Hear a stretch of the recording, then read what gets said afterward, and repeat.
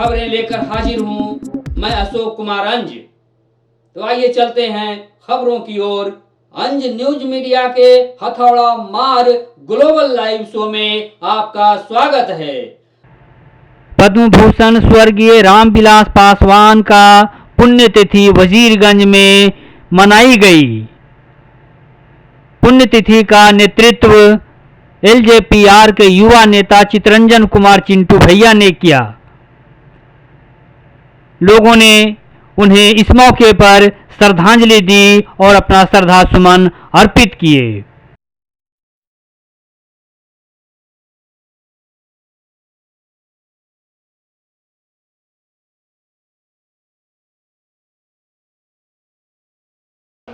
आज पद्म भूषण स्वर्गीय रामविलास पासवान जी की पुण्यतिथि मनाई गई है।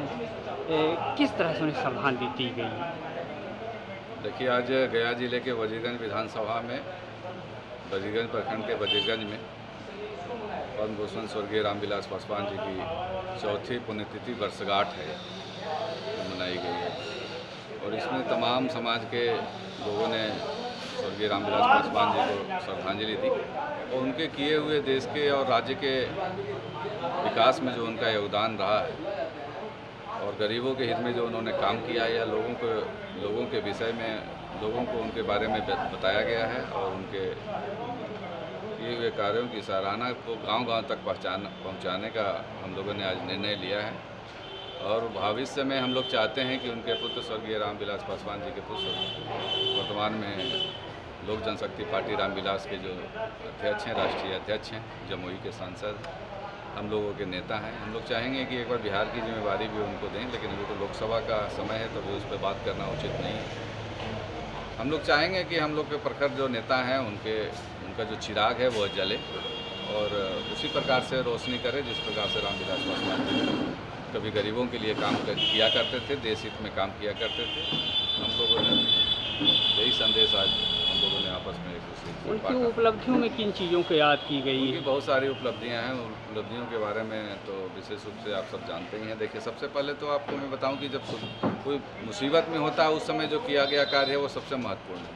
उनके एक महत्वपूर्ण कार्यों में से मैं आपको एक बताना चाहता हूँ कि लॉकडाउन के समय जो था स्थिति, गरीबों के घर में खाने की दिक्कत हो गई थी क्योंकि वह काम करने बाहर नहीं जा पा रहे थे। वैसे स्थिति में उन्होंने वन नेशन वन सबको अनाज मिले और कोई भी भूखा नहीं मरे, तो उन्होंने एक योजना जो खाद्य योजना लाई थी वो गरीबों के हित में बहुत ही उपयोगी है। आज की तारीख में सबसे विशिष्ट काम उनके अंतिम दिनों का है, इसलिए हर के दिल में हर घर में वो जगह बनाने में सफल हो गए। इस मौके पर बड़ी संख्या में वजीरगढ़ प्रखंड के एलजेपीआर के कार्यकर्तागण मौके पर मौजूद होकर पद्म भूषण स्वर्गीय रामविलास पासवान को पुण्यतिथि के मौके पर अपना श्रद्धा सुमन अर्पित किया।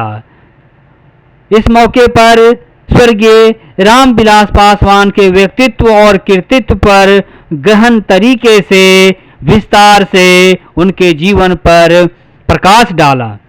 लोगों ने कहा कि स्वर्गीय रामविलास पासवान गरीबों के मसीहा थे। वे गरीबों के मसीहा थे। वे मसीहा के तौर पर गरीबों के कल्याण के लिए काम किए थे। उनकी कई उपलब्धि आज भी जीवन में कामयाब है, जिसकी चर्चा उपस्थित लोगों ने उनके श्रद्धांजलि पुण्यतिथि के मौके पर की। लोगों ने उनके किए गए कार्यों का गुणगान किए और उनके व्यक्तित्व कृतित्व को प्रेरणाप्रद बताए। कहे उनका हर व्यक्तित्व और कृतित्व आमजनों और लीडरों के लिए प्रतिभा देने वाली और आदर्श के रूप में कायम है। और यह श्रद्धांजलि सभा उनके पुण्यतिथि पर मनाई गई। एलजेपीआर के कई नेता इस मौके पर मौजूद हुए और उन्हें पुण्यतिथि के मौके पर श्रद्धांजलि अर्पित किए और उनके व्यक्तित्व को और भी गरीबों के लिए लाभकारी बताया। कहा, गरीबों के लिए वे कई ऐसे कार्य किए जो उन्हीं की खास देन है, जिसके वजह से गरीबों को लाभ मिल रहा है। पुण्यतिथि के मौके पर यह श्रद्धांजलि सभा युवा नेता चित्ररंजन कुमार चिंटू भैया के देखरेख में वजीरगंज में आयोजित की गई। आज भी लोगों के दिलों में बसते हैं रामविलास पासवान। वे गरीबों के दिलों में बसते ही सभी जन प्रतिनिधियों और अपने पार्टी के लोगों के दिलों में बसते हैं। जाहिर हो रामविलास पासवान की जो पार्टी थी वो उन्हीं की देन थी। उन्होंने लोक जनशक्ति पार्टी बनाकर देश में अपनी पार्टी को फैलाई और उसका विस्तार हुआ। और उस पार्टी के तहत स्वर्गीय रामविलास पासवान का भी विस्तार से और मजबूती से विस्तार हुआ। रामविलास पासवान की पार्टी थी लोक जनशक्ति पार्टी, उसके मजबूती थे रामविलास पासवान। पासवान जी की बहुत बड़ी देन रही है देश के लिए। उन्होंने बहुत काम किए हैं और खासकर उन्होंने गरीबों के लिए जो काम किए हैं उसके लिए वे जाने जाते हैं।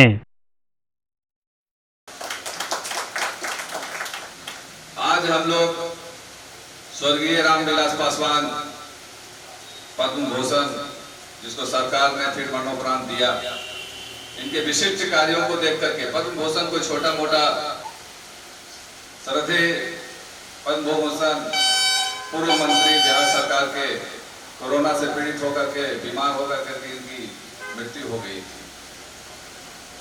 बिहार को ही नहीं पूरे राष्ट्र को बहुत बड़ी क्षति हुई इससे, जो दलितों के, गरीबों के और मसीहा कहे जाते हैं, जो समाज के लिए, राष्ट्र के लिए जो काम किया है, ऐसा मुझे नहीं लगता कि अभी तक बिहार का कोई नेता अभी तक ऐसा है जो रामविलास जी के टक्कर का होगा। जब यह केंद्र में मंत्री थे तो वजीरगंज में हीरो स्टील प्लांट की स्थापना को लेकर के उन्होंने पत्थर पूजन भी किया था। जमीन का भी अधिग्रहण हो गया, लेकिन सरकार बदल गई, मंत्रालय बदल गया, तो अब इस पे स्थानीय नेताओं ने कभी कोई आवाज उठाने का प्रयास नहीं किया। इसलिए हम लोग चाहेंगे कि इनके पुत्र जब भी ताकत में आए, हमने चिराग पासवान जी को इस विषय में बताया, वजीरगंज विधानसभा के अंतर्गत आता है और इस कार्य को आपके पिता का यह कार्य है, इसलिए इसके सपने को आपको पूरा करना है। तो उन्होंने कहा कि जिस दिन भी हमको ताकत मिलेगी, निश्चित रूप से हीरो स्टील प्लांट पर विशेष ध्यान दिया जाएगा।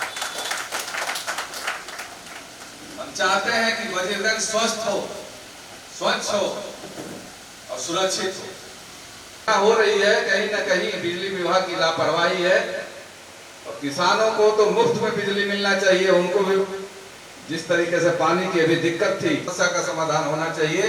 और एक बड़े आंदोलन की तैयारी हम लोग चाहते हैं करना कि गांव में घूम करके टीम बनाएंगे और एक सभा आयोजित करेंगे। इसमें आपका सहयोग अपेक्षित है, क्योंकि आपको देखिए शिक्षक का क्या कार्य है। शिक्षक स्कूल में जाता है तो कम से कम 25-30 बंदों को वो वर्ग में बताता है तुम यह काम करो या नहीं करो। नेता का भी काम वही आपके द्वारा ही होना है। आपको कोई भगवान नहीं बचाने आ रहा है, आपको कोई एमएलए, विधायक, नेताजी नहीं बचाने आ रहे हैं। आप संगठित होइए, वजीरगंज के लिए संगठित होइए, वजीरगंज विधानसभा के विकास के लिए संगठित होइए। स्वर्गीय रामविलास पासवान जी यही करते थे। जब इनको ताकत दिया, आपने विधायक बनाया, ये साधारण नौकरी, डीएसपी की नौकरी छोड़ करके राजनीति में आए। कोरोना के बाद जब वो स्थिति थी कि जब घरों से नहीं निकल सकते थे लोग, उस टाइम भी अनाज मिलता रहा निर्बाध रूप से। उसके लिए कोई एक व्यक्ति कार्य किया तो उस समय स्वर्गीय रामविलास पासवान जी थे। आपकी ताकत पर चित्ररंजन कुमार चिंटू खड़ा है, क्योंकि हमारे पिताजी कोई एमपी एमएलए नहीं रहे। अगर मैं एमपी का बेटा होता तो टिकट हमको पहले मिल जाता, 15 साल पहले। इसलिए मेरी लड़ाई दूसरी है। हमको मेरे एमपी बन करके कोई धन नहीं कमाना है। हमारा है कि आपको सम्मान मिले, आपको बराबरी का अधिकार मिले। और चित्ररंजन कुमार और चिंटू भैया का दरवाजा आपके लिए 24 घंटा खुला रहे, इसके लिए मैं आपसे आपका सहयोग चाहता हूं।